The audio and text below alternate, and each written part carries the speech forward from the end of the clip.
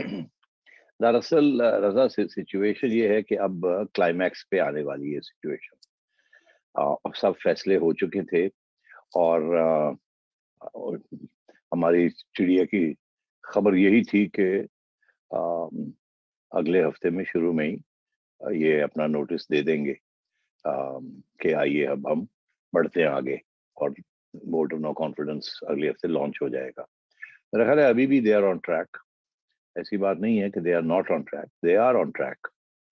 और मगर सिचुएशन ये है कि अब जो खबरें आप देख रहे हैं, खबरों में एक नया इशू खड़ा हो गया है। अब मैं ये समझता था या मेरी अंडरस्टैंडिंग ये थी या मेरी चिड़िया की खबर ये थी, ये जो मर्जी आप समझिए, कि दो स्टेजेस में इन्होंने ये सारा काम करना है। पहली स्टेज में सबको इत्तेफाक करके इकट्ठा करना है कि जी वोट ऑफ नो कॉन्फिडेंस करना है और इतने नंबर्स हमें चाहिए।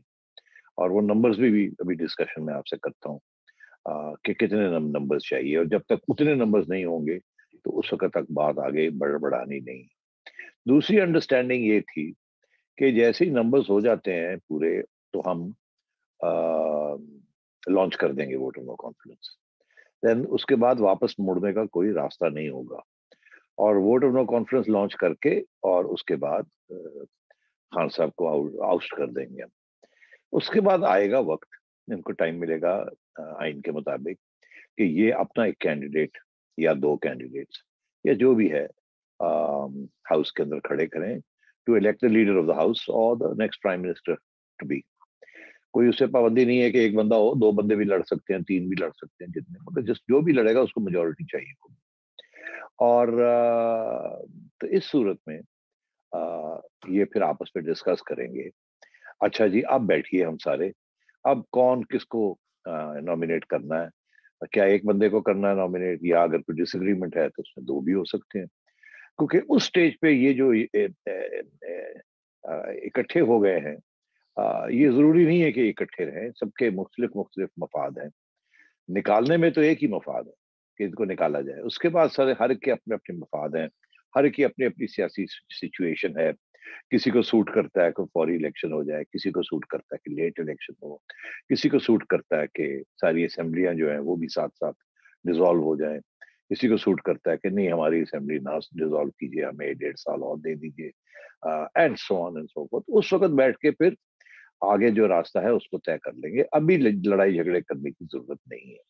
अभी अगर हमने ये किया तो डिले हो जाएगी और फिर एक दूसरे के ऊपर वो एतमाद की बात शुरू हो जाएगी कि हर बंदा जो है ना वो इधर खींच रहा है, वो इधर खींच रहा है, और मजाक बन जाएंगे। तो बेहतर यही है कि इस इश्यू को उस स्टेज पे डिस्कस किया जाए, और अगर इत्तेफाक नहीं हो पाया, क्योंकि 4-5 इश्यूज हैं जिसके ऊपर इत्तेफाक उस स्टेज पे करना है, और वो इतना आसान नहीं है कि उससे सारे एक ही सफे पे आ जाएं उसके ऊपर।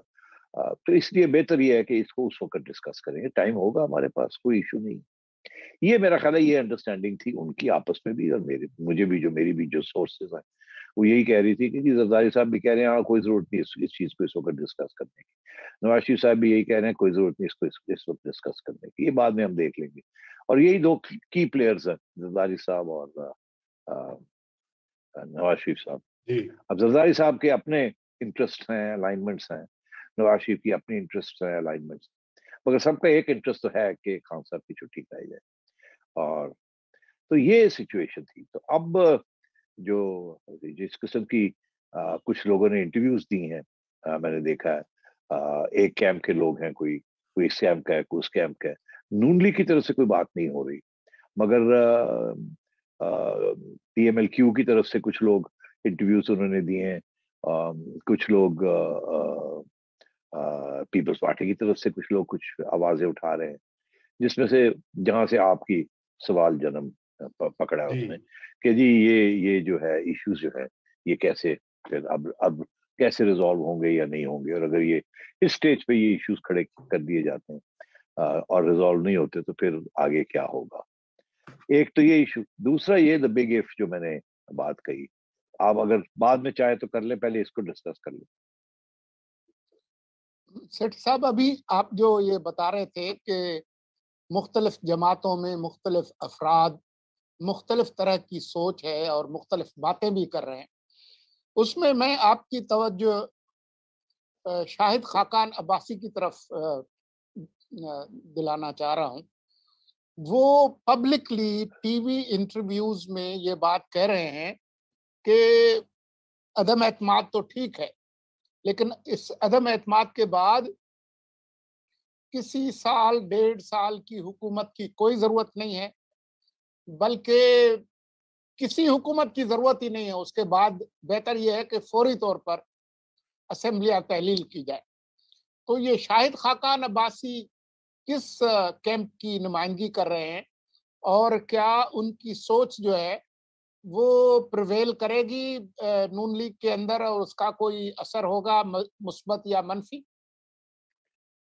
دیکھیے میرے حساب میں تو شاہد خاقان عباسی صاحب جو ہیں وہ نواز شریف صاحب کی سوچ کو ریفلیکٹ کرتے ہیں. نواز شریف صاحب کے بڑے قریب ہیں، اور نواز شریف صاحب کے ساتھ ان کی کنسلٹیشنز چلتی رہتی ہیں.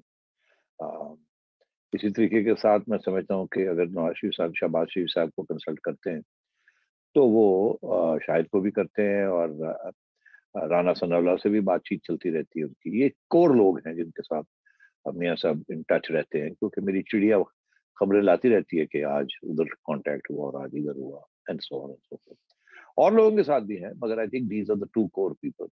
مریم بی بی کے ساتھ تو خیر ہے ہی ان کا رابطہ، مگر میں سمجھتا ہوں کہ آبویسلی کور جو پرسن ہے وہ شہباز شریف صاحب ہے. اور شہباز شریف صاحب زیادہ اپنے پتے جو ہیں وہ کبھی بھی نہیں دکھاتے. جیسے اب آپ نے کہا کہ شاید خاقان عباسی ایک پوزیشن لیے ہوئے ہیں جو کہ دہراتے رہتے ہیں. شہباز شریف صاحب نے آج تک کوئی اسٹیٹمنٹ نہیں دیا اس قسم کی چیز کے اوپر کہ ابھی بعد میں کون ہوگا کون نہیں ہوگا. انہوں نے کبھی کچھ نہیں کہا. تو he plays his cards very close to his chest. اور میرا خیال ہے آپ نے دیکھا نواز شریف صاحب کی طرف سے بھی کوئی بیان نہیں آیا. تو ان کی بیان بازی جو ہے وہ ان کے ذریعے نہیں ہوتی، وہ اور لوگوں کے ذریعے ہوتی ہے. اگر نواز شریف کی جو شاید خاقان عباسی کے ذریعے ہوتی ہے تو آپ شاید خود آئیڈینٹیفائی کر لیں وہ لوگ جو کہ شہباز شریف صاحب کی زبان بولتے ہیں یا ایشوز کھڑے کرتے ہیں. So that's the way I see it. تو آپ نے پوچھا یہ ان کی کوئی الگ سوچ ہے؟ نہیں، ان کی الگ سوچ نہیں ہے، یہ نواز شریف صاحب کی سوچ ہے. اور اس کے ساتھ ساتھ میں یہ ضرور کہہ دوں کہ پبلک میں جو کچھ کہا جاتا ہے، کوئی بھی کہے، کوئی سیاستدان جو بات پبلک میں کہتا ہے جس کا تعلق کسی اور کے ساتھ ہے، یا جس کا تعلق کسی انڈرسٹینڈنگ میں کے ساتھ ہے، یا جس کا تعلق کسی ڈیل میکنگ کے ساتھ ہے یا نیگوسیشنز کے ساتھ ہے، اگر اس پہ کوئی بھی بات ہوتی ہے تو آپ سمجھیں وہ میکسیمم پوزیشن لیتا ہے. وہ پوزیشن لیتا ہے جو کہ آئیڈیل پوزیشن ہوتی ہے اس کے لیے. اس کا یہ مطلب نہیں ہوتا کہ جب فائنل فیصلہ ہوگا اسی چیز کے اوپر آ کے اٹکیں گے اور وہاں سے ہلیں گے نہیں.